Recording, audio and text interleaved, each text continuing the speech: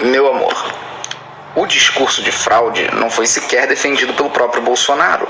Se houvesse fraude, a extrema-direita não tinha eleito tantos governadores, deputados e senadores.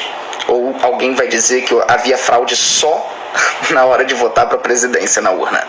Pelo amor de Deus, né? Não tem ninguém defendendo esse discurso, pelo menos ninguém que tenha mais de 2 neurônios. Os escândalos de corrupção do PT eram fake news também? Claro que muitos não e outros sim, como tudo na vida. Mas vocês sabiam que o PT não é sequer o partido que tem mais quantidade de políticos caçados ou quantidade de políticos impedidos de se candidatar pela lei da ficha limpa, por exemplo? Vocês sabiam que o PT não figura no ranking dos partidos mais corruptos do Brasil? E que ainda assim há esse discurso e esse debate? A pergunta que eu te deixo é: como se descobre um escândalo de corrupção?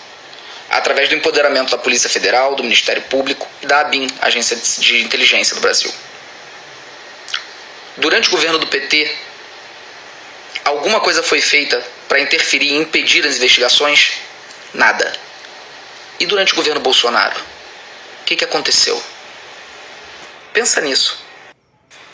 O resumo é: não existe governo algum, aliás, na história do planeta Terra, em que não existam pessoas corruptas, ou orbitando ou dentro do próprio governo. Não existe. A única coisa que você pode fazer é confiar nas instituições que investigam, prendem, né, e fazem todo tipo de sanção. Durante o governo do PT, a gente pelo menos podia dormir tranquilo que as coisas seriam investigadas. Durante o governo Bolsonaro, não.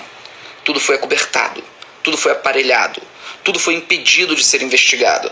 E quando as coisas começarem a pipocar, como a gente já sabe que pipocaram, algumas já saíram e já vazaram, como por exemplo, negociação de vacina pedindo $1 por vacina a mais em forma de propina, e isso foi vazado e todo mundo sabe o que aconteceu. Quando tudo começar a sair do esgoto, aí vocês vão falar que foi também o maior escândalo de corrupção da história do Brasil. Só que dessa vez vocês vão estar certos. O que o Lula roubou, uma vez que só chamam ele de ladrão? Essa é uma ótima pergunta. Pergunte para essas pessoas que chamam ele de ladrão. O que o Lula roubou? Essas pessoas vão responder do dinheiro desviado da saúde, do dinheiro desviado da educação e de tudo mais. Quem desviou esse dinheiro? Foi o Lula? E aí começa a se ir a mais fundo nas notícias e você vê que, na realidade, a única coisa pela qual o Lula foi de fato condenado foi por um triplex, um apartamento vazio que ninguém morava, com fotos que mostravam o apartamento completamente abandonado. Todos os escândalos de desvio de dinheiro da saúde, educação, etc., eram de pessoas que estavam ao redor, ou orbitando, ou fazendo parte do governo. Assim como o Bolsonaro teve as mesmas acusações de desvio na saúde, na educação. Entendam uma coisa, gente. Há uma diferença entre pessoas que compõem o governo ou orbitam o governo cometerem crimes e o próprio presidente cometer algum tipo de ilegalidade. Então, se você diz que o Lula é ladrão porque pessoas da área da saúde desviaram dinheiro, você tem que imediatamente confirmar que Bolsonaro também é ladrão. Porque nós já sabemos que houve corrupção durante a gestão Pazuello no Ministério da Saúde. Também foi desviado dinheiro da saúde. Nós já sabemos que houve compra e desvio de dinheiro com lavagem de dinheiro através de igrejas no setor da educação. Nós sabemos que houve propina em barras de ouro.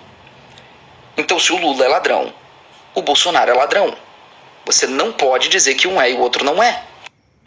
É fake que o PT roubou 1,4 trilhão dos cofres públicos. É óbvio, querido, mas aí é uma questão de matemática básica, né? Isso é o PIB brasileiro em dólar, né? É inacreditável alguém acreditar numa mentira dessa, né? Você imagina se distribuísse isso pelos políticos, a quantidade de dinheiro que isso daria para cada político, onde estaria esse dinheiro e onde estariam esses políticos com essa quantidade? Seriam os mais ricos da Terra?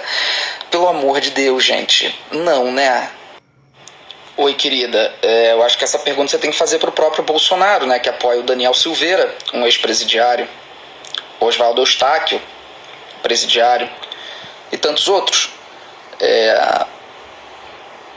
Você tem que perguntar isso para ele. É importante você entender que ser preso não é uma constatação de culpa. Você tem prisões que são absolutamente ilegais e que são derrubadas justamente por serem ilegais. Só que esses que eu citei não tiveram suas prisões derrubadas ainda. Talvez nunca sejam. Sobre a relação do Lula com outros ditadores de esquerda, no caso. Eu acho que relações diplomáticas entre países são necessárias, né? Você tem que estabelecer parcerias comerciais, enfim, tem muita coisa em voga aí. E eu, pessoalmente, Felipe, sou absolutamente contra relações pessoais e defesa de regimes que implementam qualquer tipo de ditadura. Tá? Eu sou contra. Existe toda uma história sociocultural por trás disso, de resistência da América Latina contra o imperialismo norte-americano, que precisa ser estudado. Eu não vou resumir para vocês em um minuto, mas se vocês entenderem o contexto histórico e cultural do porquê existe essa aproximação, vocês vão entender que não é uma questão de eu quero isso para o Brasil, ok? Agora, é muito curioso cobrarem isso da esquerda e não cobrarem da direita. E é isso que me deixa puto. Porque quando é para ser amiguinho de ditador da Arábia Saudita sanguinário que tortura e esquarteja jornalista, aí o story cortou. Aí o Eduardo Bolsonaro e o Bolsonaro pai podem fazer amizade lá com o príncipe ditador sanguinário maldito assassino da Arábia Saudita, não tem problema nenhum. Ele se disse próximo do ditador da Arábia Saudita. O próprio Jair Bolsonaro falou, eu tenho afinidades com ele, um ditador sanguinário assassino. Se você estuda a história da Arábia Saudita, é uma coisa horrível o que acontece naquele país em relação à ditadura também. Mas aí não tem cobrança. Por que será? Porque vocês não foram ensinados sobre isso. Enfim. As crianças só se registrarão com o sexo que elas quiserem. Não, querido, isso é completamente falso, isso é completamente fake. De novo, presidente nenhum tem o poder para mexer nisso, precisaria ser apresentado um projeto de lei no Congresso Nacional, que com certeza não seria levado sequer à votação. Não é pauta, isso não existe, é fake. Sobre o Lula querer colocar banheiros juntos, masculino e feminino, nas escolas. É verdade. Fake. Nível mamadeira de piroca. Completamente falso. Por que chamam o Lula de comunista? Essa é uma pergunta sensacional. Porque você precisa de uma narrativa da extrema-direita para colocar medo nas pessoas, para que elas fiquem distantes daquilo que tem grande potencial de ser eleito. Então esse é o primeiro ponto. O mais curioso é porque quando você observa o modelo de gestão econômica do Lula, você percebe que ele foi para um espectro completamente oposto ao do comunismo.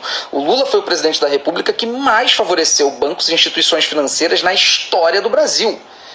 Então, se tem uma coisa que Lula não é comunista.